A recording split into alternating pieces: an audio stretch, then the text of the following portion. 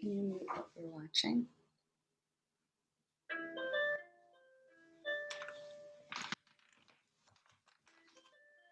It's you or me? You. Meeting last minute.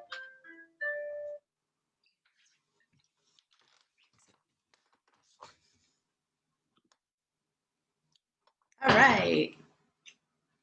Hi. Oh, now my dog thinks somebody is here. No one's here. Nobody's here but us, baby. Good job.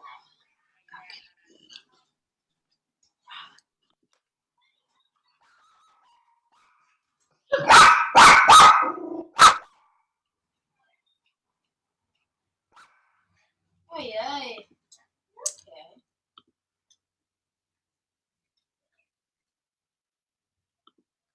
Okay. Okay. Hold on one sec. Please.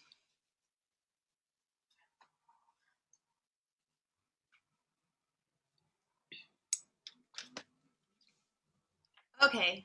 Hi. God. My dog. Hi, got it to work. I'm so happy. Hi, Rabbi. Thank you. All right, I have to stop saying hi because every time I say that, my dog thinks that somebody has come to the house.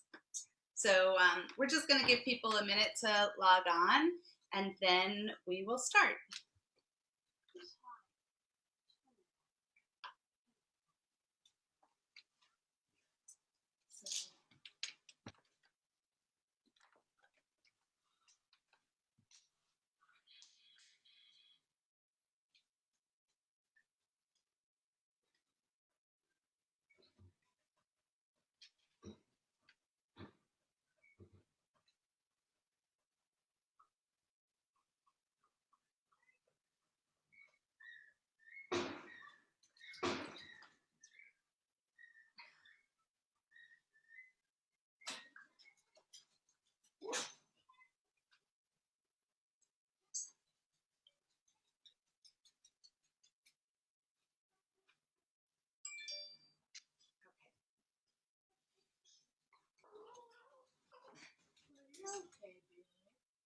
So you can watch.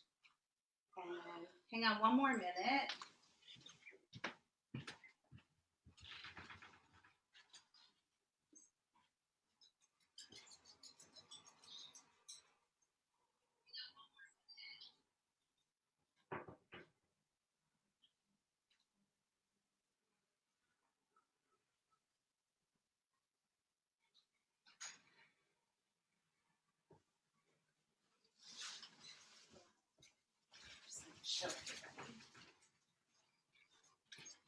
Okay, so I think we're ready to start. I walked away for just a minute because I got a notification on my phone that says you have a delivery on your porch that requires immediate pickup. So I ran outside to see what that was, and I'm just going to show everybody. Hold on one second. So my sister sent me these beautiful flowers from Perker's Petals. I think they're probably in Milburn or Short Hills. And this will be so nice to put on the Passover table. They're really, really pretty. Okay, so I'm gonna put these over here for right now. I'm just gonna wash my hands one more time.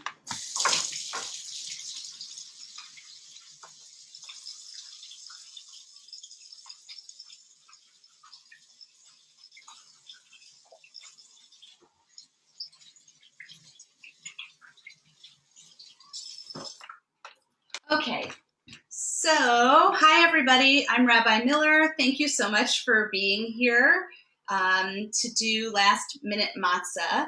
You may hear a little bit of noise coming from outside my window, but I need to leave the window open because for some reason when I make matzah, it sets off my fire alarm if I don't have some air blowing through, and I'm gonna try to avoid having that happen.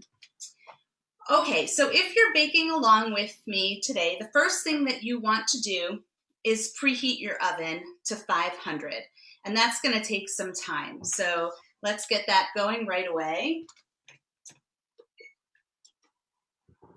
Just going to pop the temperature all the way up.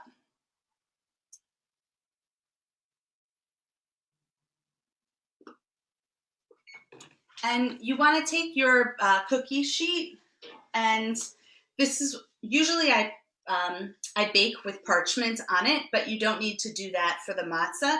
But you do want to put this right into the oven so that it's really hot when you're ready to work with it. Okay, so just a couple of thoughts about matzah in general. So we know that when the Israelite people were finally freed and able to leave Egypt, they had to flee kind of in the middle of the night, and there wasn't enough time to let their bread rise. But they took it anyhow, and it didn't rise, and it came out kind of flat. So now we are all commanded. It is a mitzvah to eat unleavened things during Passover. So I know this year is a pretty unusual year, and there are some people who can't get matzah at all. Some of us will make our own, and for some people, I'm kind of thinking that a saltine cracker is going to have to be good enough, because at least it's pretty flat like matzah, and unusual times call for unusual measures. So the matzah we're going to make today is not technically kosher for Passover, in that if you were in a very religiously observant home, you would want to use some kind of a different flour that was considered to be kosher for Passover. But for my personal level of observance, this is kosher for Passover enough. So the other thing is there are two ways to make matzah. I think on the Makomnj website, there are two different matzah recipes listed. So the first one is literally just flour and water and nothing else. And that probably most closely resembles what our ancestors had to work with, because back in the ancient days, salt was a commodity and it was expensive. And so they might not have had any salt in what they ate. So certainly salt makes everything taste better. But if you wanted to go with more of a very traditional kind of matzah, you would make it without the salt. So what we're going to make for today, I'm going to call fancy matzah. And only fancy in that it has salt in it and a little bit of olive oil. And it'll just taste a little bit better, but it'll still look like matzah, and it's still matzah. So the first thing we need to do for that actually is to get a little bit of warm water. So I'm actually going to put a cup and a half, I'm probably going to put 2 cups of warm water into the cup. You won't use all of it necessarily, but it's good to just have it so that in case you need it, you have it. So let's just fill up the measuring cup with some warm water.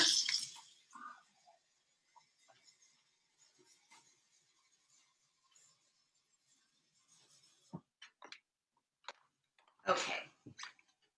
And we have out all of the supplies. And just for fun, one of the other things about making matzah is that, according to tradition, it has to be made in 18 minutes. Because after the 18-minute mark, apparently some leavening would happen. So traditional matzah is made in under 18 minutes. So what I'm going to do for my family is I'm going to get the first piece of matzah made within 18 minutes. And anything that comes after that, it's going to be good enough for our family, just that I know that that first piece was made within that 18-minute mark. Hopefully the oven will heat fast enough to make that happen. Okay, so I'm going to set this timer for the 18 minutes. Oops. Okay, and we're going to go. So the first thing that we're going to need is flour, and we need 4.5 cups of flour.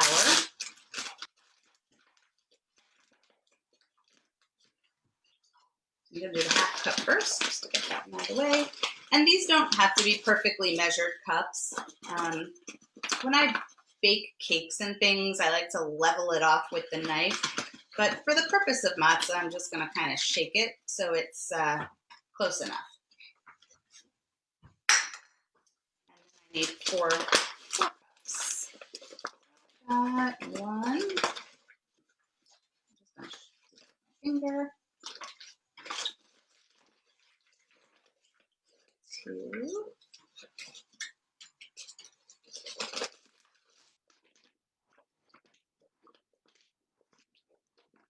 3. And 1 more. Get me 4.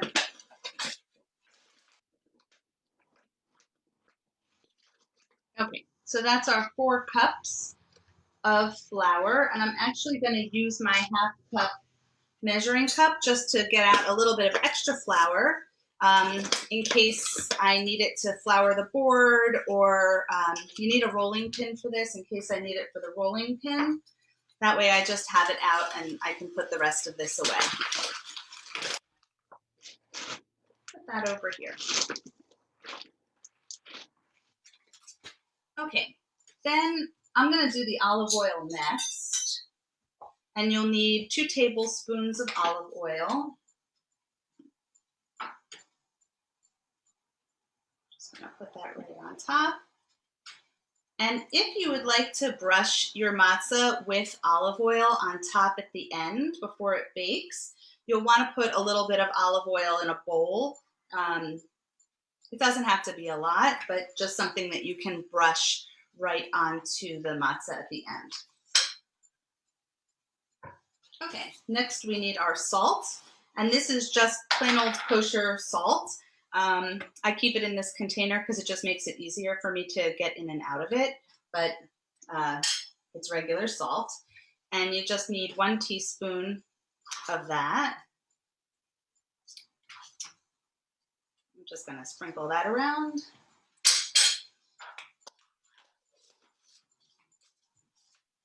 And then we need the water. And I'm just gonna, I'm sorry, I missed how much olive oil you need to put in. So it's 2 tablespoons of olive oil. Okay, great.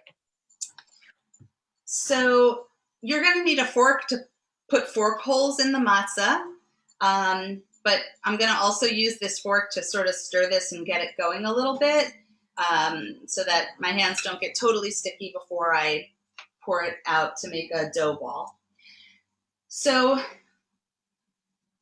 you want your dough to be kind of a dry dough, not so dry that it'll fall apart. You need it to be able to stick together in a ball, but you don't want it to be a sticky dough where it's like stuck all over your fingers either, because then you won't be able to roll it out. So it's more of a dry kind of dough. So that's why I say start with 1.5 or 2 cups of water, but pour in just a little at a time to see how much water you actually need. And it seems to vary from time to time when I make it, but I'm going to start with about 1 cup of water to begin with. And then I'm just going to use my fork to mix that around. Okay, and I can already see that this is not enough water. So if you can see, it's pretty chunky in there, and there's still a lot on the sides that won't stick. So I'm going to put in some more. And the other thing is, if you end up putting in too much water, just put in more flour. You can always fix it that way.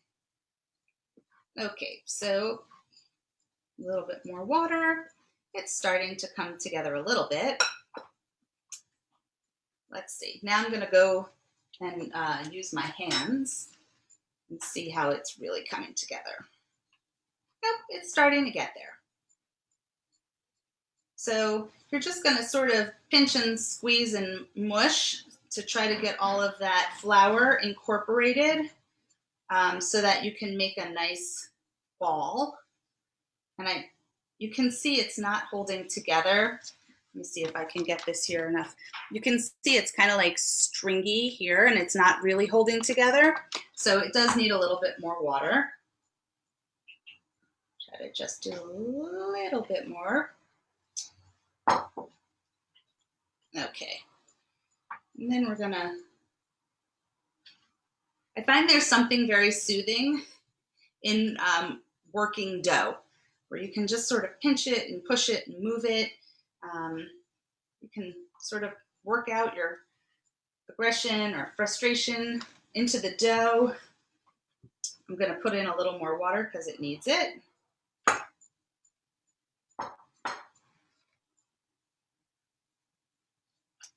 Okay, let's see how that did.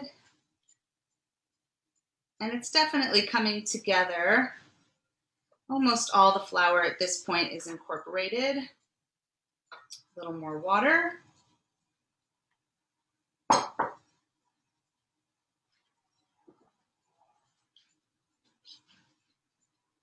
Okay. Oh, there was one thing I forgot to mention. So if we were very traditional and we were making this matzah, we would want to have some intentionality about it.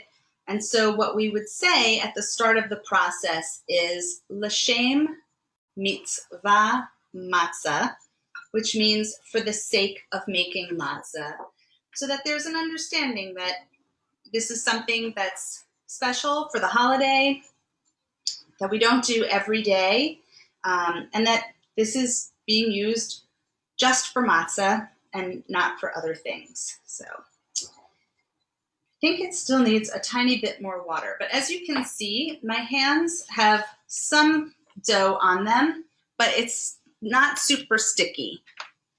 So hopefully this last bit of water will do it. Okay, I think this should do it. I'm just gonna get underneath. Yep. Okay. So I'm now gonna just put this out on my cutting board. Any flour that's left, I'm just gonna sort of put on the top here because that part is sticky from where my last bit of water went. Going to stick my bowl over there so it's out of the way. I'm just gonna work the dough a tiny bit more just to make sure everything is well incorporated. I have a big cutting board that I use to do this. And one cool trick that I learned when I took a 1-week intensive cooking class, because I used to be the worst cook on the face of the earth. In fact, when I was a student rabbi at my student pulpit, we would bake a lot, and because everybody loves to bake. Well, kids seem to love to bake.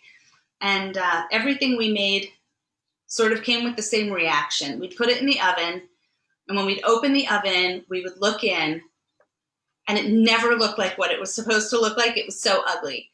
Everything came out looking ugly. And the kids would take a bite, and they'd be, oh no, Rabbi, it's okay. It still tastes good. It just looks bad. But it sort of made me think that I probably should learn how to cook a little bit. And so I took a 1-week intensive cooking class while I was on spring break from rabbinical school. And it just gave me a lot of confidence in the kitchen, which I guess was what I really needed. And one of the things that they taught us was to keep your cutting board from moving all over the place. If you just put a wet paper towel underneath, it stays in its spot, which it really works. It's a great trick.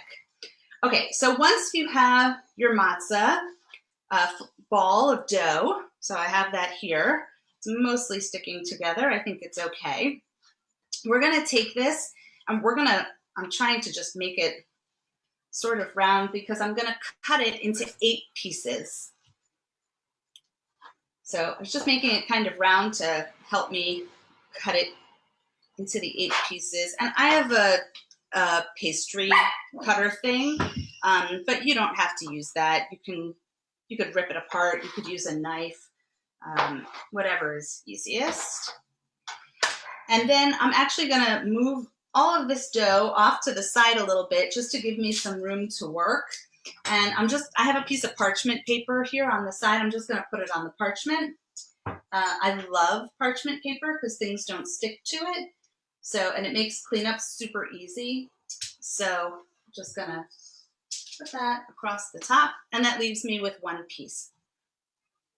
So the next thing that we're gonna do is we are going to roll out, and I'm just getting it started with my hand, this piece of matzah, and we wanna make it as thin as we can possibly get it.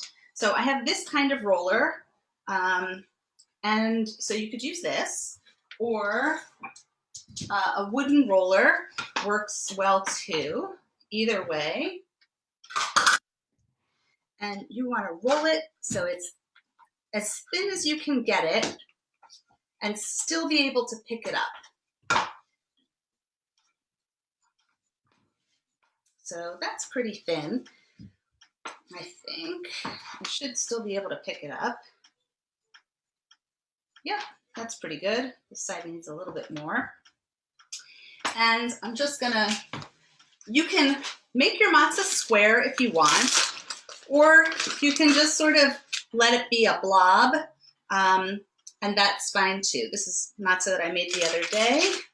I had a square piece in there to show you, but it looks like that got eaten, so I don't have that to show.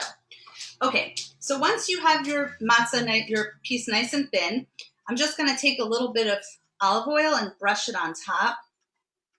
You could also use water to brush on top. And just brush that around. If you don't have a pastry brush, you could use a paper towel. That would be fine too. I think we're gonna cut it close on the time for cooking. And then I have some coarse salt, and I'm just gonna sprinkle that around on top. You don't need a whole lot, just a little here and there will do. And then I'm gonna open up the oven. With my mix, I'm gonna pull out the very hot pan. And I am going to put the matzah right on top. And then I'm gonna put it in for 2.5 minutes. So Alexa, set a timer. Alexa, set a timer. For how long? 2.5 minutes. 1 minute. Starting now. Alexa's giving me 1 minute. Alexa never listens to me. Okay, so while we're waiting for that to happen, and you do want to keep an eye on the time, just because it's going to cook quickly. And when you put it on the cookie sheet, you want to make sure it's flat, because there's no forgiveness once it goes on the board. It starts to cook. You'll hear it sizzle as soon as it hits the pan because it's so hot. So you do want to make sure that that you have it flat to be able to put there. Okay, so I'm going to just start my next piece while that one is going. Oops. Should I hold that in a little? Okay. So this one, I'm actually going to square off. Oh, I forgot to put the holes in it. Okay, Alexa, stop. Alexa, set a timer for 1 minute, 30 seconds. My dog is barking. 30 seconds. Starting now. Alexa, shut off. I completely forgot to put the holes in the matzah. So I don't know what this matzah is gonna look like. Okay, so I'm just gonna roll this one nice and thin. See, that feels pretty thin. And then I'm gonna use my pastry cutter, and I'm just gonna square this off so it'll come out looking like a nice square piece of matzah. And if you wanted to keep the dough,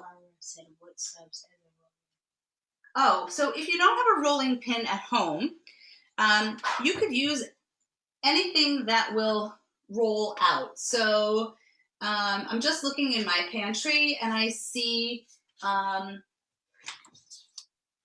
you could use this, which I have out for cooking something else, but this is just a bottle of vinegar, and you could easily use that to roll everything out.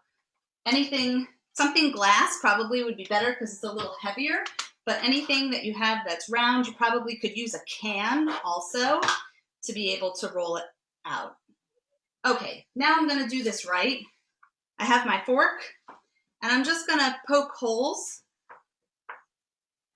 all the way across. This is what I was supposed to do that I forgot in the first one. So we'll see what happens with that. Okay, so now we're at the 2.5-minute mark in the oven. Alexa, off. And,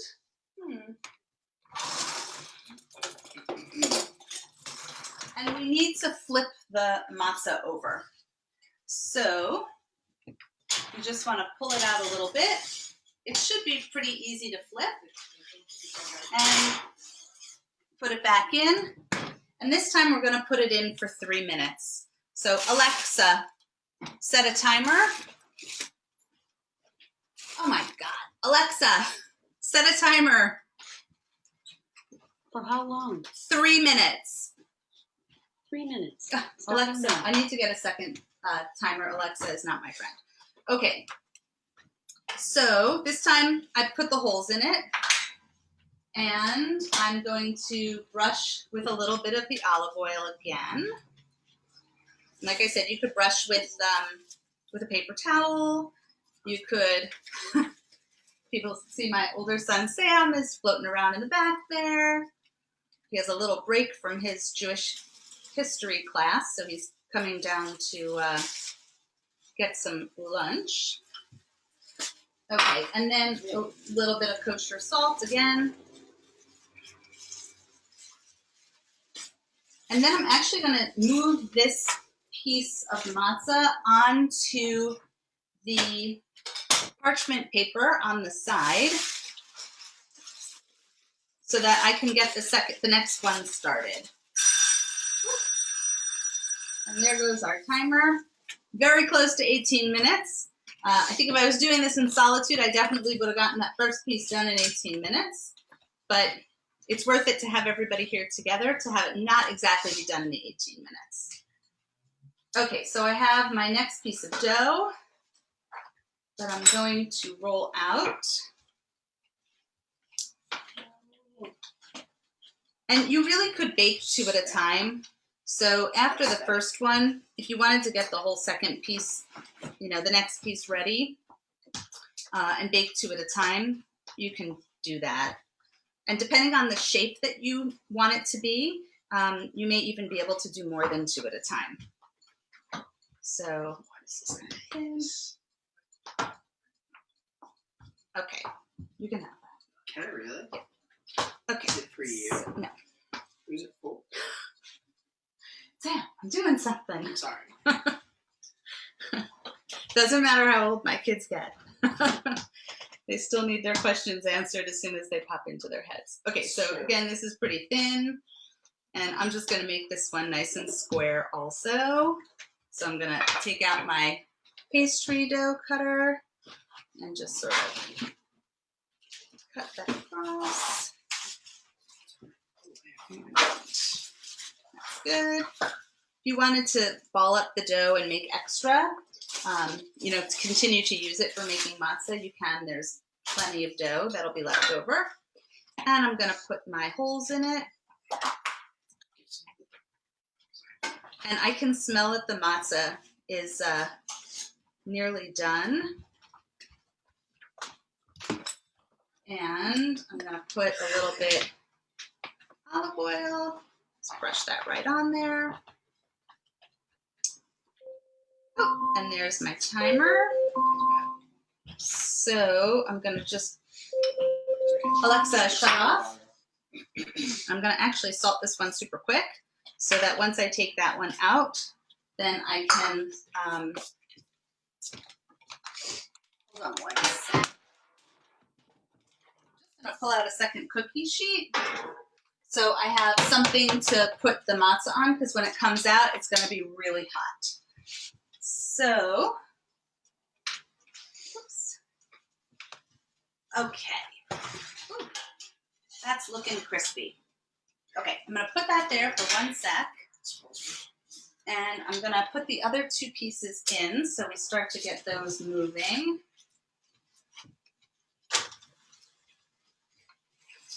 And get this going. Okay, this time I will not use Alexa as my timer. And I will use my trusted old-fashioned timer. I'm going to set that for about 2.5 minutes. Okay, so like I said, I forgot to put the fork holes in it, so on the next round you'll be able to see better. But so this is, I'm going to call it amoeba-shaped matzah. It doesn't have any particular shape to it because it was just however I rolled it. And you can see it's looking pretty crispy. The edges got a little bit browned, and it looks good. So just going to stick this over here. And if your matzah, if you roll it out super thin, then it'll definitely need the 2.5 minutes to 3 minutes on one side and the 3 minutes on the second side. If it's a little thicker, it may need a little bit more, time.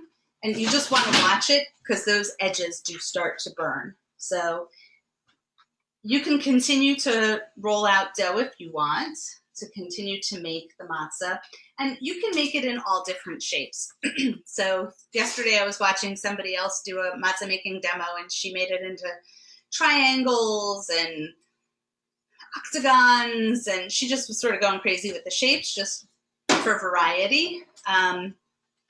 But you can find in the stores, if you shop for matzah, you'll find your traditional square matzah, that's the most popular, or something called shmura matzah, which is actually more traditional, and that's round. Yeah. It's more round. It's not necessarily perfectly, a perfect circle.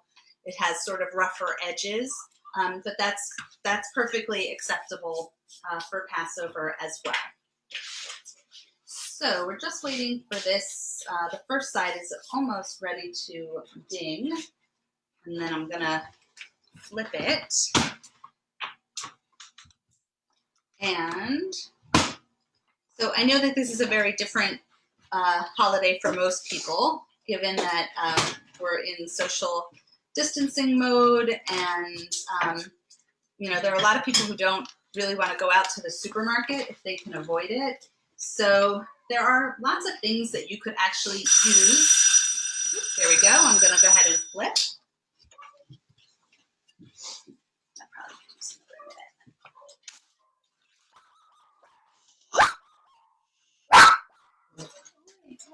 minute.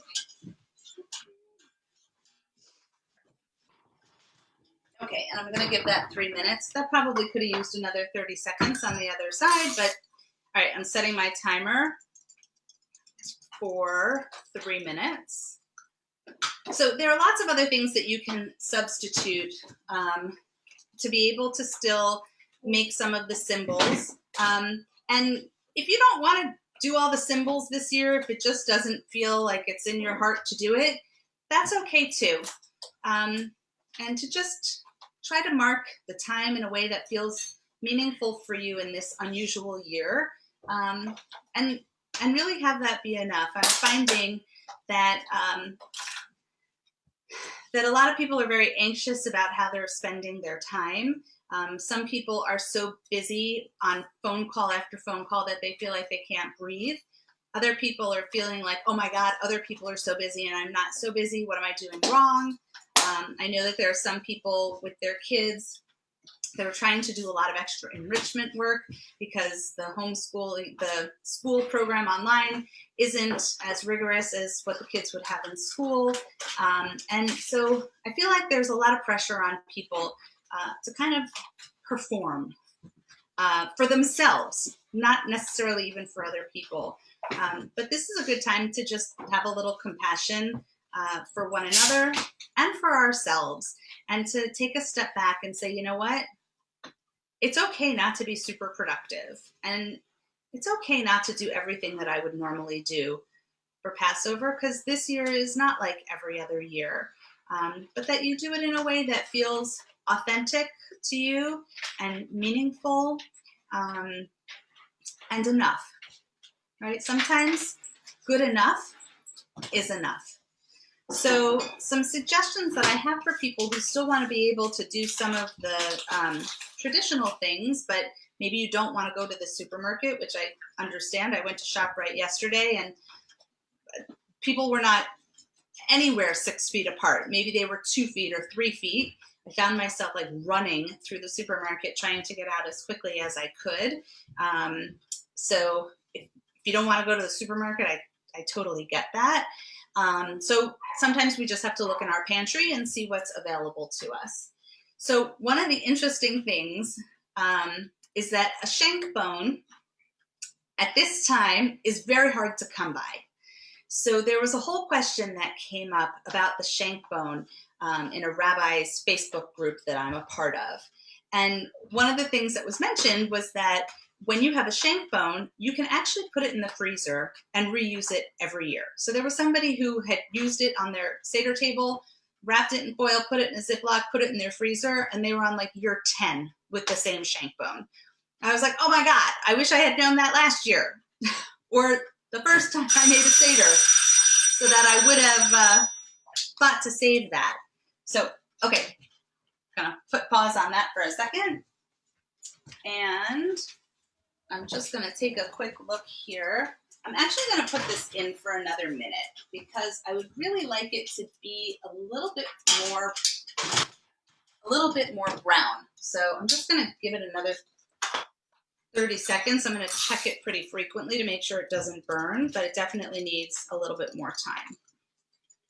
So the question was, if you do not have a shank bone to put on your Seder plate, are there other things that you could use instead? So one that is like Jewish law acceptable is a beet. And I went out and I got a beet because I did not think I was going to get a shank bone. And the shank bone is reminiscent of the Paschal lamb that was killed and the lamb's blood that was put on people's doorposts. So you could use a beet because the beet juice is red and it would symbolically be able to fulfill the same purpose. So if you have a beet floating around, I wasn't sure if I was going to be able to find an actual beet.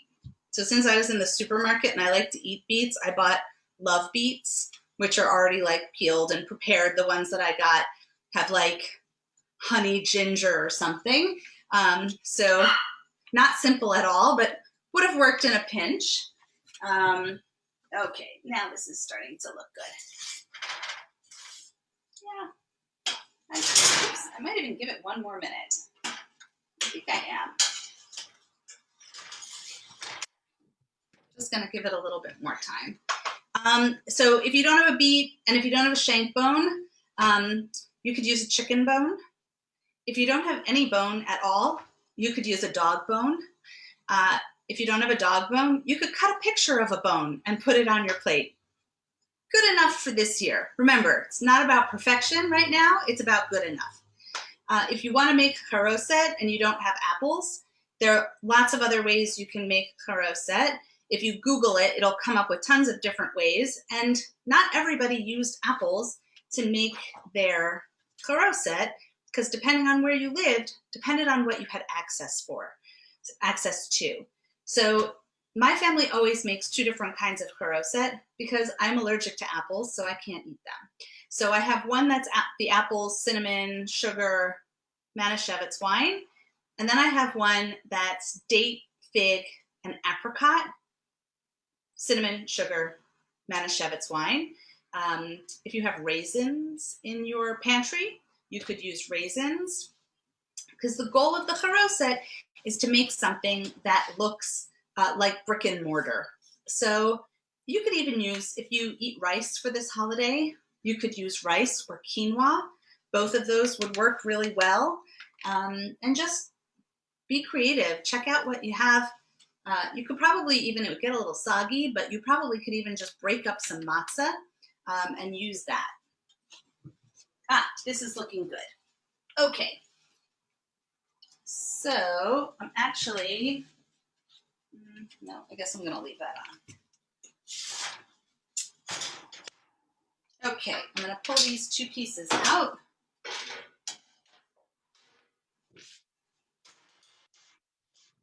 Stick that back in.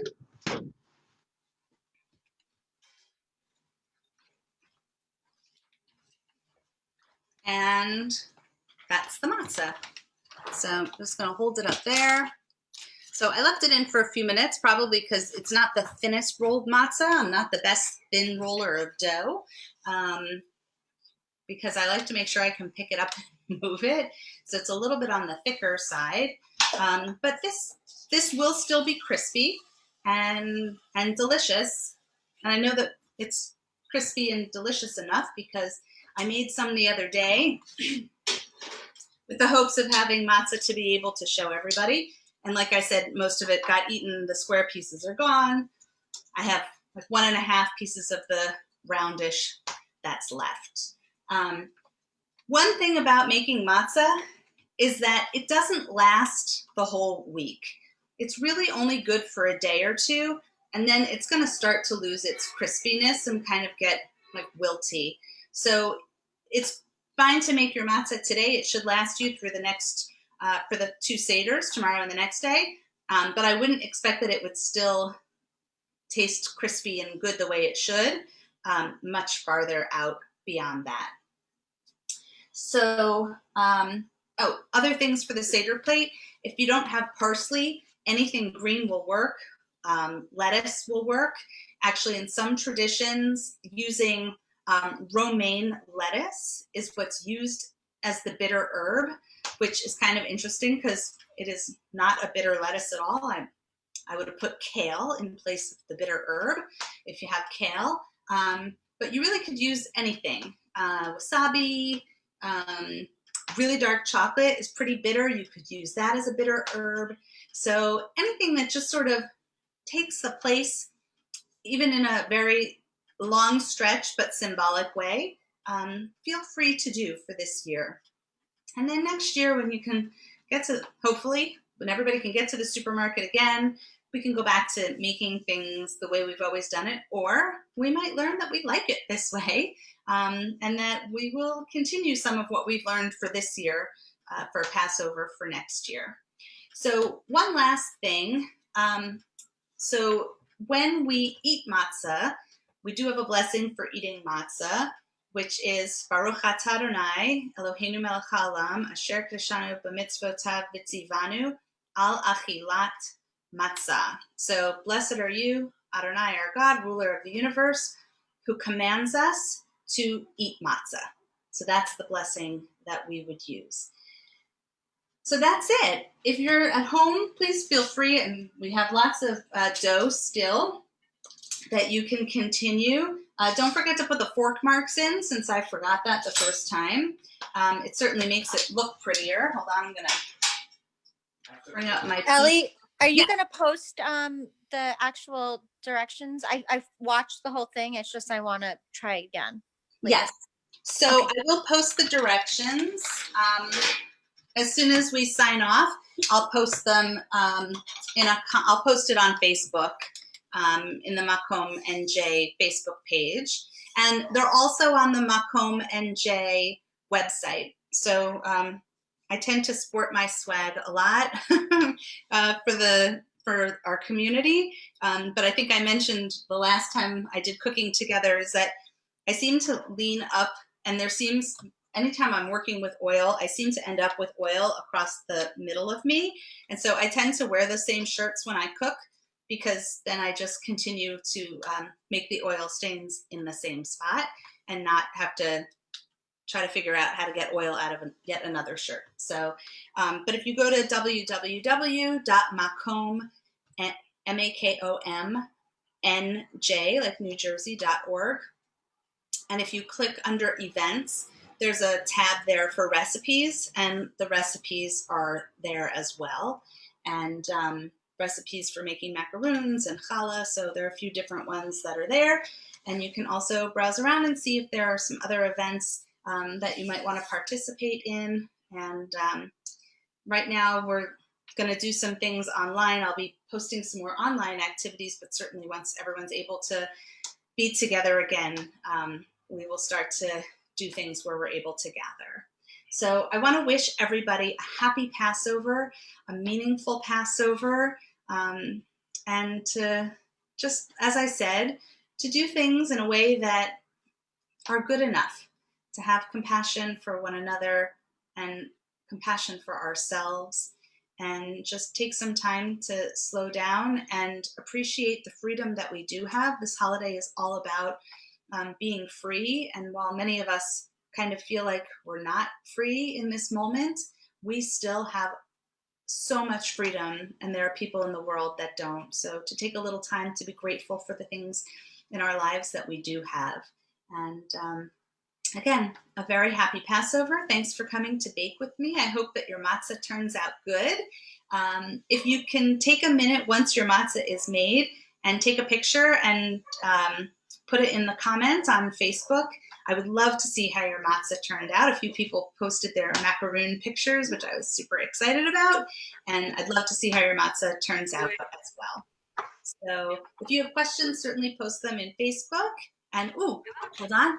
Wow. Okay, we have a Zoom picture of matzah that was made. Wow, how does it taste? All right, that looks good. Okay, so we have a few successful pieces of matzah that have been made. If you have, as I said, if you have it, go ahead and post it.